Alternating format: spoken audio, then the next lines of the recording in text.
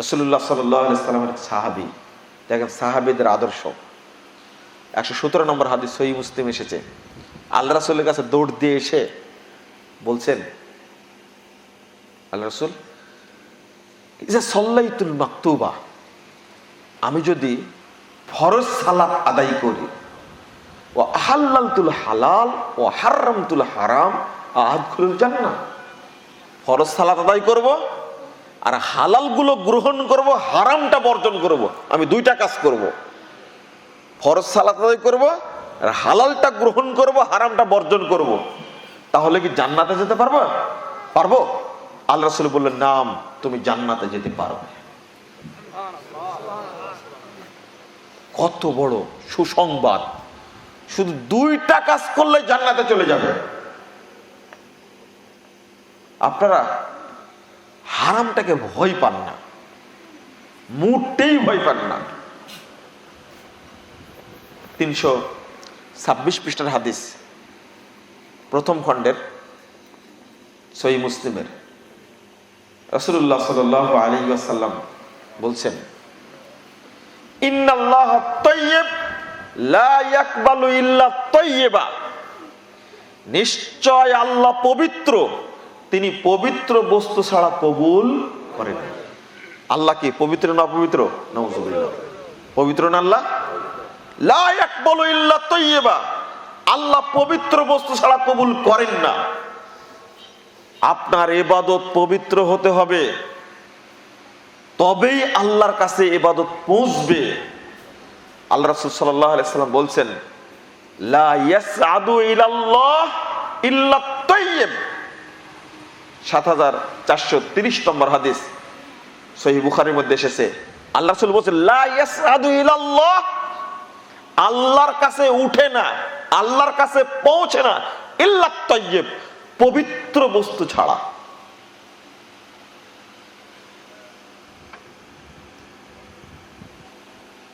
তো উদাহরণ দিচ্ছেন একজন সাহাবীর, একজন ব্যক্তির উদাহরণ দিচ্ছেন রাসূল সাল্লাল্লাহু আলাইহি ওয়াসাল্লাম। একজন ব্যক্তি সফর করতে করতে অনেক দূরে চলে গেছে, যাওয়ার পরে তার কাছে কোনো সম্পদ নাই, সবই শেষ হয়ে গেছে। আশআফা আকবার, মাথার চুলগুলো এলোমেলো হয়ে গেছে, চিন্তায় দুশ্চিন্তায়, মুখটা ধুলায় মলিন হয়ে আছে, অসহায় অবস্থায় আল্লাহর কাছে বলছে, ইয়া রব্বি ইয়া রব্বি, ফামাদ্দা ইয়াদাইহি ইলাস সামা, দুইখানা হাত আল্লাহর দিকে তুলে বলছে, হে আল্লাহ, হে আল্লাহ বলে ডাকছে। রাসূলুল্লাহ সাল্লাল্লাহু আলাইহি ওয়াসাল্লাম বলছেন, সাহাবীরা দেখো, মাতামুহু হারাম ওয়া মাশরাবুহু হারাম ওয়া মালবাসুহু হারাম ওয়া গুদ্দিয়া বিল হারাম, ওর খাদ্য হারাম, ও যে পানিটা খায় পানিটাও হারাম, ও যে পোশাক পরে আছে সেটাও হারাম, ওর দেহটাই গঠিত হয়েছে হারাম দ্বারা। ফাআন্না ইস্তাজাবু যালিক, বলো তো তার দোয়া কেমনে কবুল হবে? কবুল হবে তার দোয়া? অথচ চিন্তা করেন, ওর মধ্যে দোয়া কবুলের সব শর্তই আছে। হাত তুলে দোয়া করলে আল্লাহ দোয়া কবুল করেন। মুসাফিরের দোয়া আল্লাহ কি কবুল করেন। কাকুতি মিনতি করে আল্লাহর কাছে চাইলে আল্লাহ দান করেন।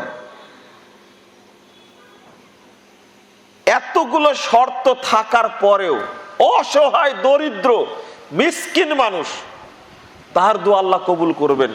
কিন্তু আল্লাহর নবী বললেন, ওর হারাম খাদ্য দ্বারা শরীরটা জড়ানোর কারণে, ওর পানি হারাম, খাদ্য হারাম, পোশাক হারাম হওয়ার কারণে সব কি হয়ে গেছে? বাতিল। ওর দোয়া কি? ইবাদত বাতিল, ওর ইবাদত বাতিল। এই জিনিসটা এখন পর্যন্ত আমাদের মধ্যে ঢুকেনি, চিন্তাও করিনি, ভাবিও নি যে আমার দেহের মধ্যে হারাম ঢুকছে। এটা জাহেলিয়াত, একটা বড় জাহেলিয়াত। শুধু তাই না, এখন অধিকাংশ মানুষই মাদক দ্রব্যের সাথে জড়িত। মদ, গাঁজা, বিদেশি দামি দামি মদ, যতগুলো জায়গায় অভিযান চালানো হয়েছে সব জায়গায় মদ পাওয়া যায়নি? মদ ছাড়া মানুষ হত্যা করা যায় না, মদ ছাড়া নোংরা কাজ করা যায় না। 22,128 নম্বর হাদিস মুস্তাদ আহমদের মধ্যে এসেছে। রাসূল সাল্লাল্লাহু আলাইহি সাল্লাম বলছেন, লা তাশরাবুন্না খামরান, তোমরা নেশাদার দ্রব্য পান করো না।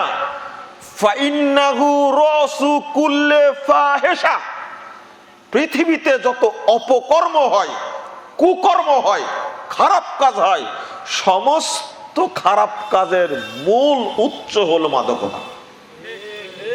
সব কাজ, মদ খেলে ওর দ্বারা সব কাজ করা সম্ভব। ভদ্র মানুষ সিগারেট খায়, এটা এতই ভদ্র, অধিকাংশ মানুষই। আরে মানুষের কথা, সাধারণ মানুষের কথা কি বলবো, কিছু বদ হুজুর আছে, এ জর্দা ছাড়ে না। বুঝতে পারলেন? এই জর্দা এতই দুর্গন্ধ, ওর মুখটা পচে গেছে, পায়খানার হাউজের চেয়েও খারাপ গন্ধ মুখে বের হয়। এরপরে হুজুর লজ্জাহীন, এত কথা শোনার পরেও ও বলে যে জর্দা যে হারাম তার দলিল কোথায়? গুল হারাম, ওর দলিল কোথায়? গুল খায় না গু খায়? বলে না।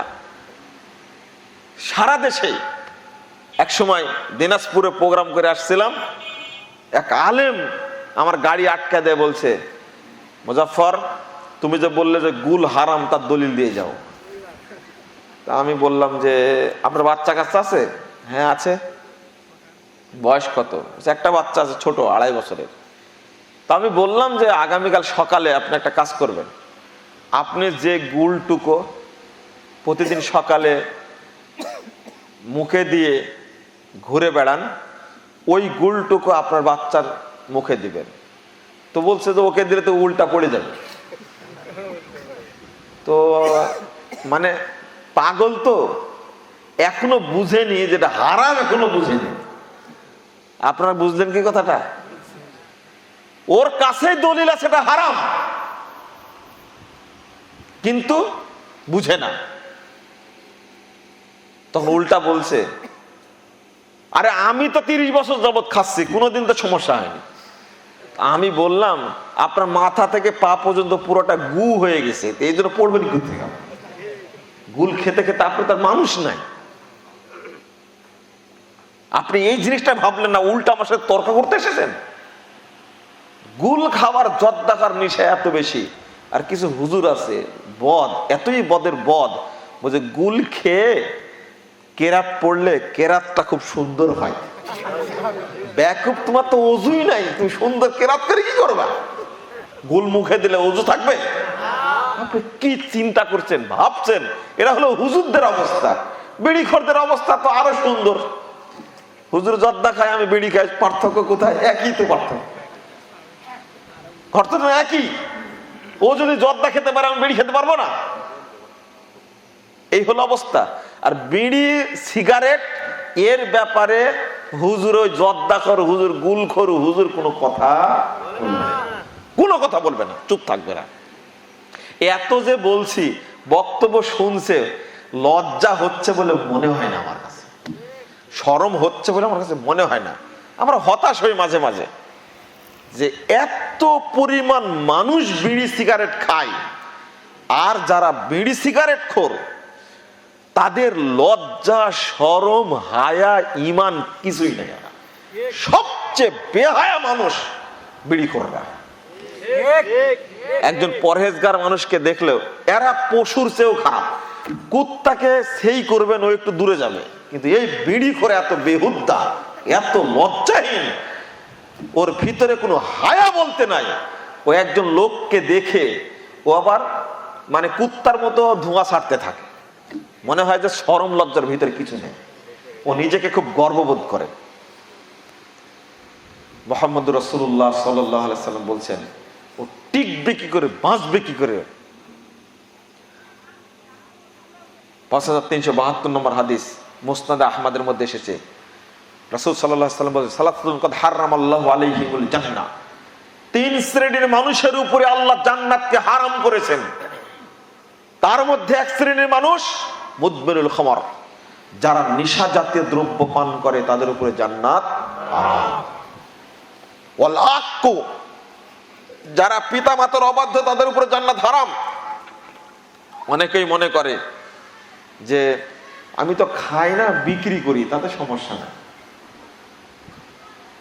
অনেক মানুষ, ভদ্র মানুষ আছে, দোকানে বিড়ির আখড়া, জর্দা গুলের আখড়া, ফেন্সিডিলের আখড়া, মদের আখড়া দোকানদার, কিন্তু লোকটা কি মদ খায় না।